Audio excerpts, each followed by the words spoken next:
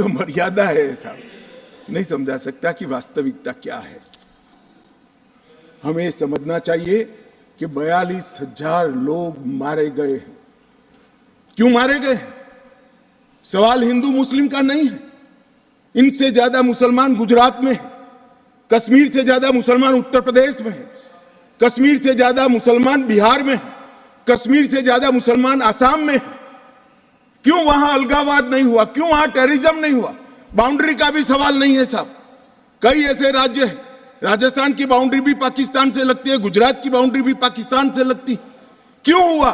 क्योंकि धारा 370 अलगाववाद को बल देती थी और अलगाववाद के कारण आतंकवाद खड़ा हुआ। ये समझना ही नहीं था। एक गलत फैसला हो जाता है, कितने भी बड़े आदमी से हो सकता है, किसी भी पार्टी से भी हो सकता है, मगर जब इतिहास सिद्ध कर दे, समय सिद्ध कर दे ये फैसला गलत है, देश के हित में वापिस आना चाहिए। अभी भी मैं कहता हूं, वापिस आइए, वरना जितने बचे हो इतने भी नहीं बचोगे। अगर अभी भी इस फैसले को चिपक कर रहना चाहते हो तो देश की जनता देखती है 2024 में 2-2 हाथ भी हो जाएंगे और जनता का परिणाम भी आ जाएगा और मोदी जी तीसरी बार प्रधानमंत्री को कहता हूं तब ये तो काउंट करता हूं कि कम्युनिस्ट पार्टी कभी अच्छे काम का समर्थन नहीं कर सकती है, इसलिए सभी पार्टियों से मेरा मत बाकी दलों से। मान्यवर, कमजोर और वंचित वर्ग, ये जो नाम है किसी भी नागरिक की डिग्निटी को बहुत हर्ट करने वाला नाम है, अंतर की गहराइयों तक दुख खड़ा करने वाला नाम है और बहुत समय से था। आज प्रधानमंत्री जी ने एक जो फैसला लिया है, जिस फैसले को वास्तविक स्वरूप देने के लिए मैं आपके सामने उपस्थित हुआ हूं, इसमें कमजोर और वंचित वर्ग की जगह अन्य पिछड़ा वर्ग ये नाम जोड़ने का फैसला दिया है, जो संवैधानिक ढंग से संवैधानिक शब्द है। मान्यवर, दूसरा बिल जो है वो दूसरा बिल जम्मू कश्मीर में सालों से अलग अलग प्रकार के विस्थापित हुए। मान्यवर, 80 के दशक से आतंकवाद की शुरुआत हुई, 89 से चरम सीमा पर पहुंचा। ढेर सारे कश्मीरी हिंदू, विशेषकर कश्मीरी पंडित और ढेर सारे सिख भाई घाटी छोड़कर पूरे देश भर में बिखर गए। जम्मू में गए, बेंगलुरु गए, गुजरात गए, दिल्ली गए, फरीदाबाद गए, देश भर में बिखरे। सभी राज्यों ने उनकी आवभगत भी की, सभी राज्यों ने उनको रिजर्वेशन भी दिया, कई राज्यों ने उनको नौकरी में प्रायोरिटी दी भी। कश्मीरियों को गले लगाने का काम पूरे देश ने किया है, पूरे देश की जनता ने। मान्यवर, वो बिखरे और ऐसे बिखरे कि अपने ही देश में वो विस्थापित हो गए, निराश्रित हो गए। जिनके पास अरबों खरबों की संपत्ति थी वो दर दर की ठोकरे खाने के लिए मजबूर हो गए। मान्यवर, उन लोगों को सम्मान देने के लिए, और ये आंकड़ा कोई छोटा मोटा आंकड़ा नहीं है, 46,631 परिवार जो रजिस्टर्ड है वो वहां से विस्थापित हुए हैं और 1,57,967 लोगों ने हमारे बहुत प्रयास के बाद 19 के बाद हमने एक अभियान चलाया, हर शहर में जाकर एडवर्टाइज दिया है, ऑनलाइन रजिस्ट्रेशन हो गया है और इतने लोग अब तक रजिस्टर हुए। तनख्वाह साहब ने कहा कि बहुत सारे हैं, करना चाहिए। मैं तो उनको निमंत्रित करता हूं, तनख्वाह साहब आप जितने भी छूट गए इसकी सूची लाइए, आधी सेकंड में मैं रजिस्टर कर आपको एक्नॉलेजमेंट। मान्यवर, ऑनलाइन प्रक्रिया है और मैं आज इस महान सदन के माध्यम से देश भर में बिखरे पड़े कश्मीरी पंडित और अन्य विस्थापितों को कहना चाहता हूं, नरेंद्र मोदी सरकार आपको न्याय देने के लिए कमिटेड है। आप मुझे लिखिए, कश्मीर सरकार को लिखिए, किसी भी विज्ञ के बगैर आपका रजिस्ट्रेशन कर दिया जाएगा। आप मतदार भी बनोगे, चुनाव भी लड़ पाओगे और जम्मू कश्मीर के अंदर आप मंत्री बनकर भी जा सकते हो। आपको पूरा 5 अगस्त 2019 के बिल को चैलेंज करते हो, तब आप डिलिमिटेशन कमीशन एक्ट को भी चैलेंज करते हो। ये मत भूलो, कि आप इनके रिजर्वेशन के खिलाफ बात करते हो। मान्यवर, डिलिमिटेशन कमीशन ने गंभीरता से विचार करने के बाद समुदायों का प्रतिनिधित्व नॉमिनेशन द्वारा कराने की सिफारिश की है। और मान्यवर, जम्मू कश्मीर प्रशासन ने, जो आज स्वाभाविक है राष्ट्रपति शासन है, उसने भी अपना अभिप्राय डिलिमिटेशन कमीशन को दिया था। भारत सरकार ने के गृह मंत्रालय ने भी दिया था कि इनके प्रति सिंपैथेटिक व्यू लेना चाहिए, इनका प्रतिनिधित्व होना चाहिए। जब वो अपनी जमीन में ही नहीं है तो असेंबली में कैसे चुनकर जा सकते हैं। मान्यवर, और ये आदेश उन्होंने प्रकाशित किया था, जिसको आज कानूनी जामा पहनाकर मैं ये बिल को लेकर उपस्थित हुआ हूँ। मान्यवर, ये जो डिलिमिटेशन कमीशन ने और भी कई फैसले किए हैं, मैं जरा सदन के सामने पूर्व की स्थिति और अभी की स्थिति बताना चाहता हूँ। पूर्व में जम्मू में सिर्फ 37 सीट थी, 37 सीट थी। अब नए डिलिमिटेशन कमीशन ने 37 से बढ़ाकर 43 सीट जम्मू क्षेत्र में बनाने का काम। मान्यवर, कश्मीर में 46 सीट थी, 46 सीटें थी। अब 46 की जगह 47 सीटें, 47 सीटें बनाने का काम। इस तरह से जम्मू और कश्मीर दोनों को मिलाकर 83 सीटें थी। लद्दाख की सीटें निकाल दी है क्योंकि वहां यूटी बन चुकी। 83 सीटें थी, उसकी जगह 90 सीटें अब डिलिमिटेशन कमीशन ने करी है, जिसको भारत सरकार ने माना है। और पाक ऑक्यूपाई कश्मीर की 24 सीटों को आरक्षित रखा गया है, क्योंकि हम अभी भी मानते हैं, कोई जिसको जो बोलना है वो बोले। इस सदन में बोला हुआ शब्द इतिहास बनता है। मैं आज फिर से कहना चाहता हूं, पाक ऑक्यूपाई कश्मीर भारत का है, हमारा है, और हमसे कोई नहीं छीन। मान्यवर, थे हमारे डॉक्टर साहब कि गुर्जर बकरवालों ने इस देश को बचाया है। मैं सदन में इस देश के गृह मंत्री के नाते कहना चाहता हूं, मान्यवर, कभी भी युद्ध हुआ, कभी भी आतंकवादियों ने पैंतरे रचे, मेरे गुर्जर बकरवाल भाइयों ने भारत के तिरंगे को ऊंचा रखा। और आज सालों के बाद आज उनको न्याय मिलने जा रहा है। इसका कम से कम मुझे तो बहुत संतोष है।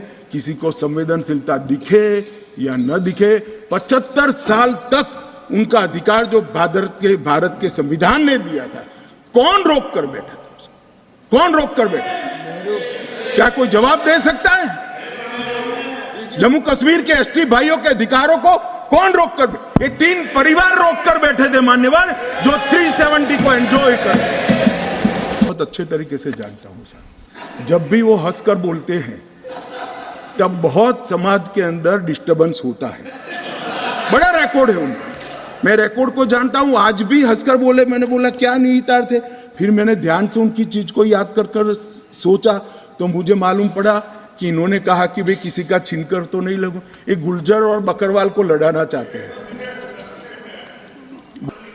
मैं स्पष्टता करना चाहता हूं, गुर्जर भाइयों की एक भी सीट लिए बगैर बड़े संवेदनशीलता से बकरवाल भाइयों को दिया गया।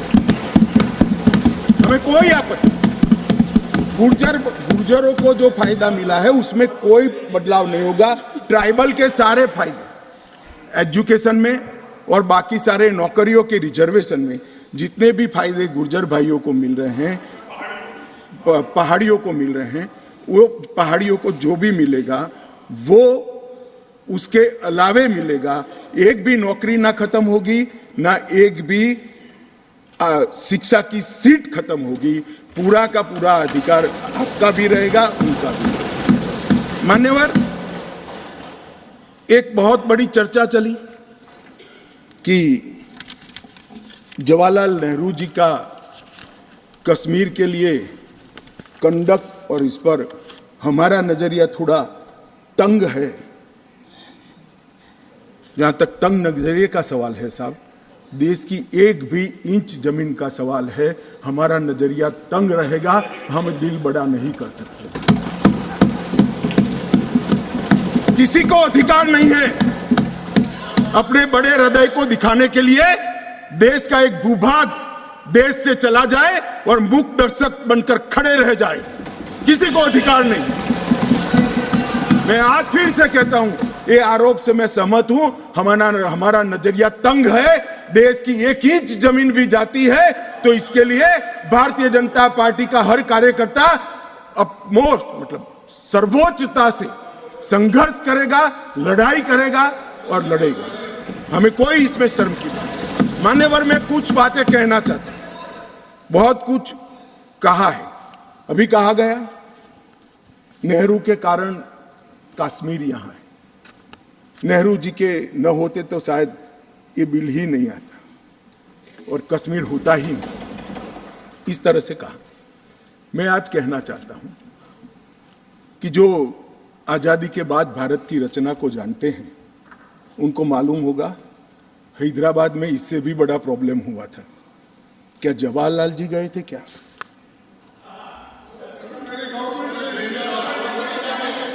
तो यहां गवर्नमेंट नहीं, यहां नेहरू। क्या कर रहे हो खड़गे जी? अभी भी वापस आओ।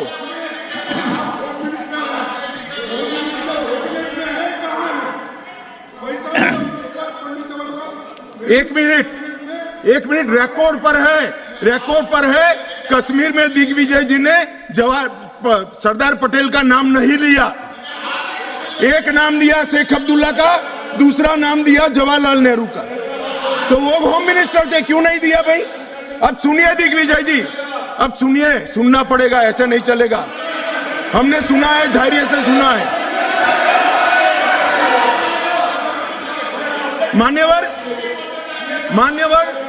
जूनागढ़ में क्या जवाहरलाल नेहरू गए थे? हैदराबाद में जवाहरलाल नेहरू गए थे? लक्षद्वीप में जवाहरलाल नेहरू गए थे? जोधपुर में जवाहरलाल नेहरू गए थे? जवाहरलाल नेहरू एक ही जगह काम देखते थे, जम्मू कश्मीर में, जिसको आधा छोड़कर आ गए। एक ही जगह देखते। मान्यवर, दूसरा, विलय लेट क्यों हुआ? सारे लोग जानते हैं साहब, इतिहास को 1000 फुट नीचे दफन कर दो, वो ऐसा बीज है जो वटवृक्ष बनकर सच्चाई बाहर आ जाती है। सब जानते हैं कि हमारा विलय इसलिए लेट हुआ कि महाराजा पर किसी एक व्यक्ति को विशेष स्थान देने का आग्रह था। शेख अब्दुल्ला को विशेष स्थान देने का आग्रह था। इसके कारण विलय लेट हुआ और पाकिस्तान को आक्रमण करने का मौका हुआ। मैं आज ये पूछना चाहता हूं कि इतने सारे कठिन राज्यों का विलय हो गया, कहीं पर 370 क्यों नहीं है? क्यों नहीं है? ना जोधपुर में है, ना जूनागढ़ में है, ना हैदराबाद में है, ना लक्षद्वीप में है। क्यों 370 नहीं है? कि संवेदनशील हृदय के कारण 370 है। संवेदनशील हृदय। मान्यवर, कंडीशन किसने रखी? किसने स्वीकार की? इतिहास जवाब मांगता है, देश की जनता जवाब मांगती है। जवाब देना पड़ेगा, भाग नहीं सकते इतिहास से कोई। मान्यवर, सेना भेजने में देरी क्यों हुई? और ये कहते हैं कि इसके बाद भी देरी हुई है। मैं साहब एक रेफरेंस सैम मानेकशॉ का देना चाहता हूं। फील्ड मार्शल सैम मानेकशॉ तब डायरेक्टर ऑफ मिलिट्री ऑपरेशंस थे। उन्होंने एक जगह पे कहा है कि कबीलाई हमलावर आक्रामक और लूट मचा रहे थे, तब चर्चा में ही व्यस्त थे। मैं व्यक्ति का नाम देना नहीं चाहता वरना खड़े हो जाएंगे। तब एक मीटिंग में सैम मानेकशॉ मौजूद थे। सरदार पटेल जी ने नेहरू जी को कहा, जवाहर आप कश्मीर चाहते हो या नहीं चाहते हो, देरी क्यों हो रही है? तब जाकर सेना भेजने का निर्णय हुआ है। सेना जीत रही थी, वो भाग रहे थे।